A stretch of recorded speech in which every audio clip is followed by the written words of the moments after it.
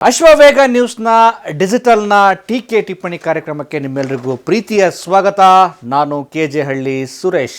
ಪ್ರೀತಿಯ ವೀಕ್ಷಕರೇ, ರಾಜ್ಯ ಸರ್ಕಾರದ ಆಡಳಿತ ಯಂತ್ರ ಸಂಪೂರ್ಣವಾಗಿ ನಿಷ್ಕ್ರಿಯಗೊಂಡಿದೆಯಾ ಅಂಥದ್ದೊಂದು ಅನುಮಾನವನ್ನು ಇದೀಗ ರಾಜ್ಯ ಸರ್ಕಾರ ತೋರ್ಪಡಿಕೆ ಮಾಡ್ತಾ ಇದೆ. ಬೈ ಎಲೆಕ್ಷನ್ನಲ್ಲಿ 3 ಸ್ಥಾನಗಳನ್ನು ಗೆದ್ದು ಬೀಗ್ತಾ ಇರುವಂಥ ರಾಜ್ಯ ಸರ್ಕಾರಕ್ಕೆ ರಾಜ್ಯದ ಜನರ ಅಭಿವೃದ್ಧಿ ಮುಖ್ಯ ಆಗಬೇಕಾಗಿತ್ತು. ಆದರೆ ಸಮಾವೇಶಗಳನ್ನು ಮಾಡುವ ಉತ್ಸಾಹದಲ್ಲಿ ರಾಜ್ಯದ ಅಭಿವೃದ್ಧಿಯನ್ನು ಈ ಕಾಂಗ್ರೆಸ್ ಸರ್ಕಾರ ಕಡೆಗಣಿಸ್ತಾ ಇದೆಯಾ ಅನ್ನುವಂಥ ಅನುಮಾನ ಈಗ ರಾಜ್ಯದ ಜನರಿಗೆ ಬಂದಿದೆ. ಪ್ರಜಾಪ್ರಭುತ್ವದ ವ್ಯವಸ್ಥೆಯಲ್ಲಿ ಜನರ ಮತಗಳಿಂದ ಅಧಿಕಾರಕ್ಕೆ ಬರುವಂಥ ರಾಜ್ಯ ಸರ್ಕಾರದ ಮೊದಲ ಆದ್ಯತೆ ಏನಾಗಬೇಕು ಅಂದರೆ ಜನ ಕಲ್ಯಾಣವೇ ಮುಖ್ಯ ಆಗಬೇಕೇ ಹೊರತು ಸ್ವಕಲ್ಯಾಣ, ಪಕ್ಷದ ವಿಜೃಂಭಣೆ ಮುಖ್ಯ ಆಗಬಾರ್ದು. ಆದರೆ ಇಲ್ಲಿ ಆಗ್ತಿರೋದೇನು ಅಂದರೆ ಬರೀ ಯೋಜನೆಗಳ, ಜನಪ್ರಿಯ ಯೋಜನೆಗಳ ಭರಾಟೆಯಲ್ಲಿಯೇ ನಾವು ಸಾಧನೆ ಮಾಡಿದ್ದೇವೆ, ಕ್ರಾಂತಿ ಮಾಡಿದ್ದೇವೆ ಅಂತೇಳಿ ಎಲ್ಲ ಸಚಿವರುಗಳು, ಮುಖ್ಯಮಂತ್ರಿಗಳು ಭಾಷಣಗಳಲ್ಲೇ ತಮ್ಮ ಕ್ರಾಂತಿಯನ್ನು ತೋರ್ಪಡಿಕೆ ಮಾಡ್ತಾ ಇದ್ದಾರೆ. ನಿಜವಾಗಿಯೂ ರಾಜ್ಯದ ಕಲ್ಯಾಣ ಆಗ್ತಾ ಇದೆಯಾ? ಗ್ಯಾರಂಟಿ ಯೋಜನೆಗಳು ರಾಜ್ಯದ ಜನರ ಬದುಕನ್ನು ಹಸನು ಮಾಡ್ತಾ ಇದ್ದಾವೆ ಅಂತೇಳಿ ಮುಖ್ಯಮಂತ್ರಿಗಳು, ಸಚಿವರುಗಳು ಹೇಳ್ತಾ ಇದ್ದಾರೆ.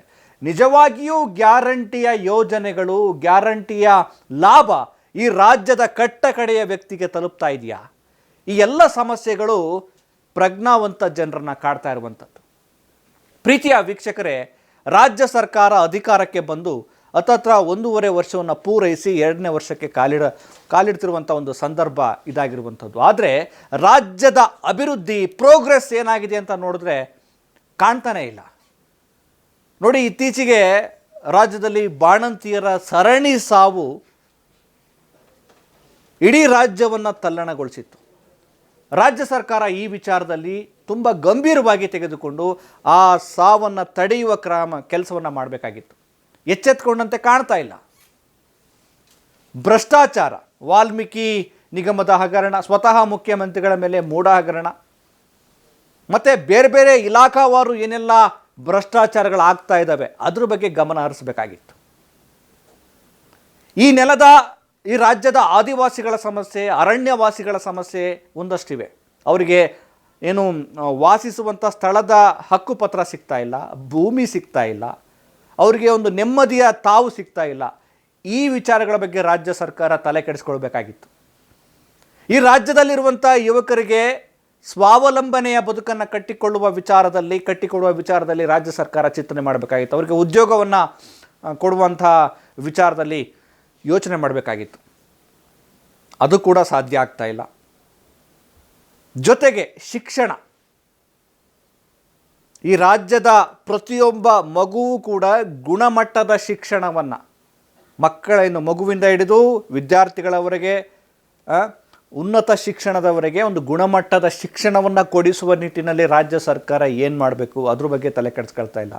ಕೇವಲ ಗ್ಯಾರಂಟಿ ಯೋಜನೆಗಳನ್ನು ಅನುಷ್ಠಾನ ಮಾಡ್ತಾ ಇದ್ದೇವೆ, ಆ ಕಾರಣಕ್ಕೋಸ್ಕರ ಎಲ್ಲವೂ ಸರಿಯಾಗಿದೆ, ಎಲ್ಲವೂ ಸುಗಮವಾಗಿ ಸಾಗ್ತಾ ಇದೆ ಅಂತ ಹೇಳ್ತಿರುವಂಥ ಸರ್ಕಾರ ಆ ವಿಚಾರದಲ್ಲೂ ಕೂಡ ಗೊಂದಲಗಳನ್ನು ಕ್ರಿಯೇಟ್ ಮಾಡ್ತಾ ಇದೆ.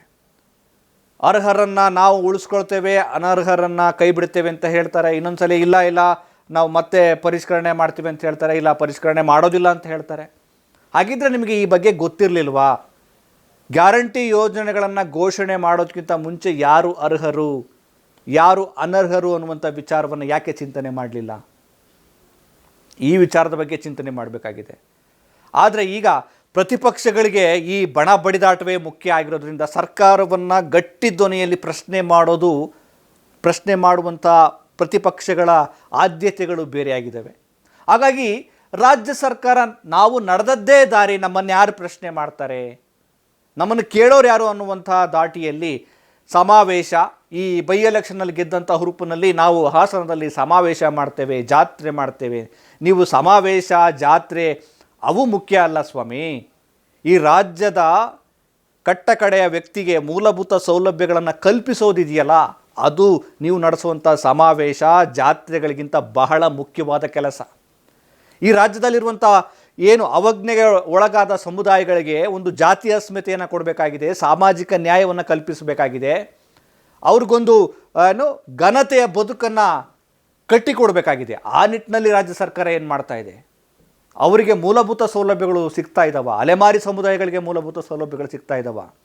ಅರಣ್ಯವಾಸಿ ಸಮುದಾಯಗಳಿಗೆ ಒಂದು ಘನತೆಯ ಬದುಕು ಸಾಧ್ಯ ಆಗ್ತಾ ಇದೆಯಾ? ಎಷ್ಟೊಂದು ಸಮಸ್ಯೆಗಳು ತಾಂಡವಾಡ್ತಾ ಇದ್ದಾವೆ. ಅಪೌಷ್ಟಿಕತೆಯಿಂದ ಏನು ಟ್ರೈಬಲ್ಸ್ಗಳ ಮಕ್ಕಳು ನರಳುತ್ತಾ ಇದ್ದಾರೆ. ಈ ಉತ್ತರ ಕರ್ನಾಟಕದಲ್ಲಂತೂ ದೊಡ್ಡ ಸಮಸ್ಯೆಗಳು. ಬೆಳಗಾವಿಯಲ್ಲಿ ನಾವು ಅಧಿವೇಶನ ಮಾಡ್ತೀವಿ ಅಂತ ಹೇಳ್ತೀರಿ, ಆದರೆ ಬೆಳಗಾವಿಯಲ್ಲಿ ಅಧಿವೇಶನ ಮಾಡಿದ್ರೆ ಸಾಲದು, ಆ ಭಾಗದ ಬದುಕು ಹಾಸನಾಗುವ ನಿಟ್ಟಿನಲ್ಲಿ ರಾಜ್ಯ ಸರ್ಕಾರ ಯಾವ ನಿಲುವನ್ನು ತೆಗೆದುಕೊಂಡಿದೆ? ಕೇವಲ ನಾವು ಇಷ್ಟು ಕೋಟಿ ಹಣವನ್ನು ಕೊಟ್ಟಿದ್ದೇವೆ ಅಂತ ಹೇಳಿದ್ರೆ ಸಾಲದು, ಆ ಕೊಟ್ಟಂಥ ಹಣ ನಿಜವಾಗಿಯೂ ಸದ್ಬಳಕೆ ಆಗ್ತಾ ಇದೆಯಾ? ಅವರ ಸಮಸ್ಯೆಗಳನ್ನು ನೀಗಿಸ್ತಾ ಇದೆಯಾ? ಅವರ ಹಸಿವನ್ನು ಸರಿ ಮಾಡ್ತಾ ಇದೆಯಾ? ಈ ಬಗ್ಗೆ ವರದಿಯನ್ನು ತರಿಸ್ಕೊಂಡು ಚಿಂತನೆ ಮಾಡಬೇಕಾಗಿದೆ ರಾಜ್ಯದ ಮುಖ್ಯಮಂತ್ರಿಗಳು, ಸಚಿವರುಗಳು ಎಲ್ಲರೂ.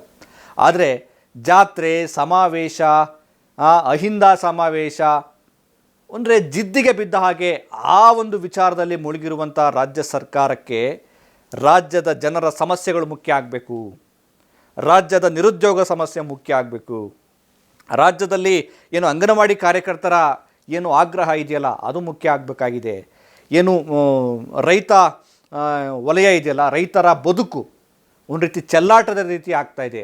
ಅವರ ಬದುಕನ್ನು ಸುಸ್ಥಿರಗೊಳಿಸೋ ನಿಟ್ಟಿನಲ್ಲಿ ಏನು ಮಾಡ್ತಾ ಇದ್ದೀರಿ? ಅವರಿಗೆ ಮಳೆ ಬಂದರೆ ಸರಿಯಾಗಿ ಬೆಳೆಯನ್ನು ಬೆಳೆಯೋಕ್ಕಾಗ್ತಾ ಇಲ್ಲ, ಅತಿವೃಷ್ಟಿ ಆಗ್ತಾ ಇದೆ, ಅನಾವೃಷ್ಟಿ ಆಗ್ತಾ ಇದೆ. ಅವರ ಬದುಕನ್ನು ಹೇಗೆ ಕಾಪಾಡೋದು ಅದ್ರ ಬಗ್ಗೆ ಯೋಚನೆ ಮಾಡಬೇಕಾಗಿದೆ. ಕಾರ್ಮಿಕ ಸಂಘಟನೆಗಳು, ಕಾರ್ಮಿಕ ಜನರು, ಬೇರೆ ಬೇರೆ ವಲಯದ ಜನರ ಬದುಕು ಸುಸ್ಥಿರಗೊಳಿಸಬೇಕಾಗಿದೆ, ಅವರ ಬದುಕನ್ನು ಕಾಪಾಡಬೇಕಾಗಿದೆ. ಆ ನಿಟ್ಟಿನಲ್ಲಿ ಅವರಿಗೆ ಯಾವ ರೀತಿ ಅವಕಾಶವನ್ನು ಕಲ್ಪಿಸಬೇಕಾಗಿದೆ? ಕೇಂದ್ರದಿಂದ ರಾಜ್ಯ ಸರ್ಕಾರಕ್ಕೆ ಬರಬೇಕಾಗಿರುವ ಸೌಲಭ್ಯಗಳನ್ನು ಯಾವ ರೀತಿ ಪಡಿಬೇಕಾಗಿದೆ? ಅದಕ್ಕೆ ಯಾವ ರೀತಿ ಪ್ರತಿಪಕ್ಷಗಳನ್ನು ವಿಶ್ವಾಸಕ್ಕೆ ತೆಗೆದುಕೊಳ್ಳಬೇಕಾಗಿದೆ? ಎಷ್ಟೊಂದು ಸಮಸ್ಯೆಗಳು ತುಂಬಿ ತುಳುಕ್ತಾ ಇದ್ದಾವೆ. ಆದರೆ ನಿಮಗೆ ಬೇಕಾಗಿರುವುದು ಸಮಾವೇಶ, ಗ್ಯಾರಂಟಿ ಯೋಜನೆಗಳ ಆ ಒಂದು ಭ್ರಮೆಯಲ್ಲಿ ನೀವು ಬದುಕ್ತಾ ಇದ್ದೀರ. ಇನ್ನಾದರೂ ರಾಜ್ಯ ಸರ್ಕಾರದ ವೇಗ ಅಳಿತಪ್ಪದೆ ಜನಕಲ್ಯಾಣಕ್ಕಾಗಿ ಇರುವಂಥ ಸಮಯವನ್ನು ಮೀಸಲಿಡಿ. ಬರೀ ಆರೋಪ ಪ್ರತ್ಯಾರೋಪ, ಸಂಪುಟ ಪುನರ್ರಚನೆ, KPCC ಅಧ್ಯಕ್ಷರ ಬದಲಾವಣೆ, ಷಡ್ಯಂತ್ರ, ಅಲ್ಲಿ ಮಾತುಕತೆ, ಇಲ್ಲಿ ಇವು ಮುಖ್ಯ ಆಗಬಾರ್ದು. ಯಾವ ಜನರ ಬದುಕನ್ನು ನೀವು ಕಾಪಾಡ್ತಾ ಇದ್ದೀರಿ? ಈಗ ನೋಡಿ, ಮೀಸಲಾತಿ ಸಮಸ್ಯೆಗಳ ಬಗ್ಗೆ ಹೋರಾಟ ಮಾಡ್ತಾ ಇದ್ದಾರೆ. SC ST ಸಮುದಾಯಗಳಿಗೆ ಒಳ ಮೀಸಲಾತಿ ವಿಚಾರವಾಗಿ ಸರ್ಕಾರದ ನಿಲುವು ಏನು ತೆಗೆದುಕೊಂಡಿದ್ದೀರಿ? ಆಮೇಲೆ ಎಷ್ಟೋ ಸಮುದಾಯಗಳಿಗೊಂದು ಸಾಮಾಜಿಕ ನ್ಯಾಯ ಬೇಕಾಗಿದೆ, ಆ ವಿಚಾರದಲ್ಲಿ ಯಾವ ನಿಲುವನ್ನು ತೆಗೆದುಕೊಂಡಿದ್ದೀರಿ? ಇನ್ನಾದರೂ ರಾಜ್ಯ ಸರ್ಕಾರ, ಮುಖ್ಯಮಂತ್ರಿ ಸಿದ್ದರಾಮಯ್ಯನವರು ಮತ್ತು ಎಲ್ಲ ಸಚಿವರುಗಳು ಈ ಸಮಾವೇಶಗಳ ಜಾತ್ರೆಗಳನ್ನು ಬಿಟ್ಟು ಜನರ ಬದುಕನ್ನು ಪೊರೆಯುವ ನಿಟ್ಟಿನಲ್ಲಿ ರಾಜ್ಯ ಸರ್ಕಾರ ಏನು ಮಾಡಬೇಕಾಗಿದೆ ಅನ್ನೋ ವಿಚಾರದಲ್ಲಿ ಇರುವಂಥ ಸಮಯವನ್ನು ಜನೋಪಯೋಗಿಯಾಗಿ, ಜನಾನುರಾಗಿಯಾಗಿ ಕೆಲಸ ಮಾಡಲು ಚಿಂತಿಸಲಿ, ಯೋಚನೆ ಮಾಡಲಿ ಅನ್ನುವುದು ಈ ಒಂದು ಟೀಕೆ ಟಿಪ್ಪಣಿಯ ಆಶಯ. ನಮಸ್ಕಾರ. Ashwavega English News. Coming soon. Your channel, your voice, your trust.